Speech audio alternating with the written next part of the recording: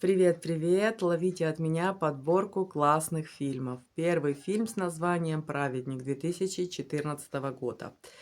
Второй фильм 2018 года, и называется он «Семья за минуту».